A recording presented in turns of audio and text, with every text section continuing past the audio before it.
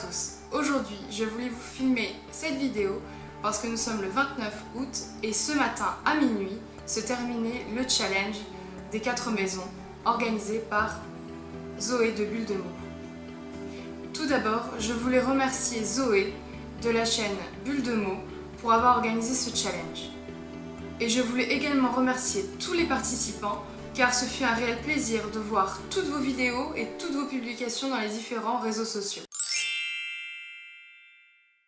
Le principe de ce challenge était de lire un minimum de 4119 pages entre le 15 août et le 29 août à minuit. Vous participiez pour l'une des 4 maisons de Poudlard. Le but était de valider ce minimum de pages pour faire gagner 15 points. Et Zoé a proposé justement d'inclure des livres correspondant à 14 catégories pour faire gagner plus de points à votre maison. Est-ce que j'ai réussi ce challenge ?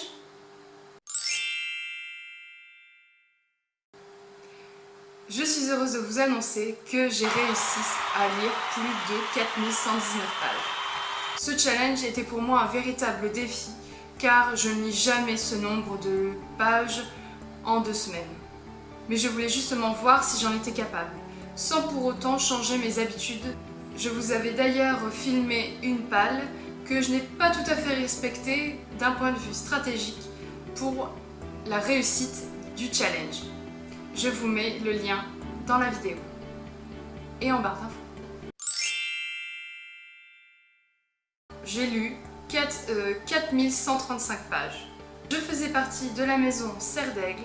Donc j'ai fait gagner un minimum de 15 points et d'après les différentes catégories que j'ai complétées, je vais faire gagner environ 195 points à Serre d'Aigle. Ce fut une très bonne expérience car j'ai réussi à me dépasser, à changer de stratégie au bon moment pour faire gagner un maximum de pages, de lire des lectures intéressantes, que ce soit des livres papier ou des e-books. Durant ces 15 jours, j'ai lu Chi, une vie de chat, tomes 10 et 11, Les contes de Biddle le Barde, de J.K. Rowling, Les animaux fantastiques, de J.K. Rowling, Marie-Antoinette, carnet secret d'une reine, de Benjamin Lacombe, L'Avare, de Molière, Les chroniques de Spiderwick, le tome 5, de Tony Dillerzi et Holly Black, les 12 tomes de Cardcaptor Sakura, Animal, la nouvelle de Victor Dixon, le journal de Frankie Pratt de Caroline Preston et les tomes 1 à 3 des carnets de cerises de Joris Jeanbrun. J'ai également 4 lectures en cours qui sont Le printemps des dieux, La 5e vague, 1000 soleils splendides et Miracle Morning. Durant la première semaine, je voulais absolument suivre la palle que je m'étais fixée. Mais arrivé le dimanche, je me suis rendu compte que j'avais lu à peine 1500 pages, ce qui allait être très difficile d'honorer les 4119 pages.